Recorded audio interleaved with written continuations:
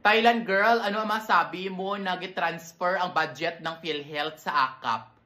Chismosa ako, di ba? Bakit niyo ako sinasali sa PhilHealth? Iba naman ang responsibilidad yan. Sa Pilipinas, kala makita na grabe ang bayaran sa BIR pero wala budget ang PhilHealth. Diba?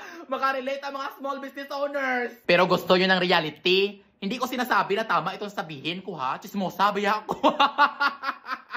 Pero bilang isang vlogger na marami akong kakilala at malapit ako sa mga mayor, vice mayor, congressman. Alam nyo ang reality? Ito ha, personal ko lang ito na opinion. Mas madali nakawin ang pera kung ang proyekto ay ayuda. Chismes ito! Dahil ang pinakamadali na trabaho ay ang gumawa ng payroll ng mga tao na tumatanggap ng ayuda compare sa mga tao na empleyado. Ang saya-saya nyo dahil tumatanggap kayo ng 5,000 tapos may pinipirmahan kayo na payroll ng 5,000 ang na-receive nyo. Ang hindi nyo alam ang pinapasa sa nasyonal. 100,000 each. Ganon ang galawan. Baka itumbong nyo ha. Yan ba ang patakaran namin ng mga kaibigan ko sa politika?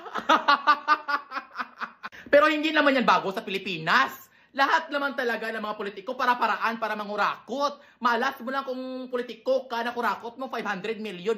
Bilyones na ang kinukurakot. Ganyan 500 million lang kinurakot mo. Pero ang hindi ko maintindihan, sa sobrang daming proyekto na pwedeng tanggalan ng budget, bakit PhilHealth pa? Na yun ay proyekto para sa kalusugan ng sambayan ng Pilipino. Ang sabi pa nila, dahil sobrang laki naman daw ng reserve money ng PhilHealth. Sa Thailand, sobrang laki ng reserve money nila, binabudgetan pa rin nila every year. Kaya dahil sobra na ang budget nila sa health, ang ending, lahat ng may mga health card doon, zero balance kung magpa-hospital. Pinapa-free nila ang CT scan, X-ray. Sa Pilipinas, dahil malaki ang reserve money natin sa PhilHealth, tinanggalan ng budget na transfer sa ayuda. Hindi naman ako against sa ayuda. Kasi malaking tulong yan dyan sa mga mahirap natin na mga kababayan. No? Pero wag naman doon kunin para sa pangkalusugan natin. Kaya yung nabalitaan ko na nilagay yung budget sa PhilHealth sa ayuda. Ay, wala ko pakialam. Sige gamitin nyo ang mga pera ng gobyerno. Kaya aminin natin, ang PhilHealth, design lang yan sa Pilipinas. Hindi mo man magamit ang PhilHealth kung mga maliliit na sakit lang. Gusto sa PhilHealth, before sila mag-discount, stage 4 na ang sakit mo. Diba? Dahil ang reality ng PhilHealth sa Pilipinas, kung magka-cancer ka, tapos sa hospital ka sa private, ang i-discount nila 10 pesos lang. Ang gusto nila before ka i-discountan nila ng malaki, doon ka sa mga provincial hospital, ngayon iputa. Ang provincial hospital din or government hospital sa Pilipinas, magpila ka sa X-ray, 1,000 kayo nakapila.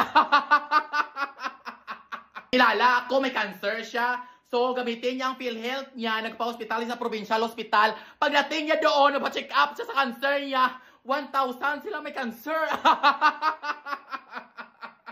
At saka aminin natin, hindi talaga totoo na big deal itong kawalan ng budget sa PhilHealth. Bakit? Ginagamit ba ang PhilHealth mo?